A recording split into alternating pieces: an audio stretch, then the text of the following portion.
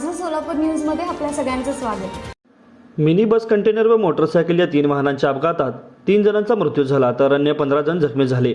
जखमींपैकी 11 जणांवर मोहोळ येथील एका खासगी रुग्णालयात उपचार सुरू असून अन्य 4 जणांना सोलापूर येथील शासकीय रुग्णालयामध्ये उपचारासाठी दाखल केले आहे। हा अपघात सोलापूर पुणे राष्ट्रीय महामार्गावरील मोहोळ शहरापासून 10 किलोमीटर अंतरावर असलेल्या कोळेगाव फाट्यावर दुपारी 2:30 वाजता झाला। या अपघातामुळे रस्त्याच्या दोन्ही बाजूला लांबच वाहनांच्या रांगा लागल्या होत्या।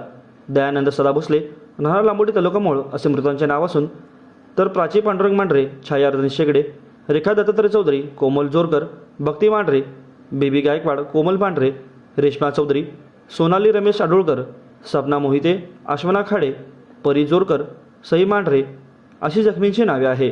मिनी बसमधून वरील सर्वजण तुळजापूर अक्कलकोट या ठिकाणी देवदर्शन करून पंढरपूरकडे दर्शनाला निघाले होते। दुपारी 2:30 वाजता ही मिनी बस कोळेगाव फाट्यावर आली असता अचानक रस्ता ओलांडणाऱ्या MH13 CN 335 क्रमांकाच्या दुचाकीवर निघालेल्या दयानंद सदा भोसले यांना पुण्याहून सोलापूरच्या दिशेने जाणाऱ्या NL 01 AA 7265 या क्रमांकाच्या कंटेनरने जोराची धडक दिली व तशीच मिनी बस दुचाकीच्या बाजूने येऊन मध्यभागी धडक गेली। त्यामुळे मिनी बस रस्त्याच्या मध्यभागी उलटली। या अपघातात 15 जण जखमी झाले तर 3घांचा मृत्यू झाला। अपघात होताच कंटेनर चालक पळून गेला। मोटरसायकलवरचे दयानंद सदा भोसले गंभीर जखमी झाले असून त्यांना उपचारासाठी सोलापूरतील रुग्णालयात दाखल केले असता डॉक्टरांनी त्यांना मृत्यू घोषित केले। या घटनेची माहिती मूळ पोलिसांमध्ये दिली असून या घटनेचा अधिक तपास पोलीस करत आहेत। माझं सोलापूर न्यूज या YouTube चॅनलला सबस्क्राईब करा आणि बेल आयकॉन प्रेस करायला विसरू नका।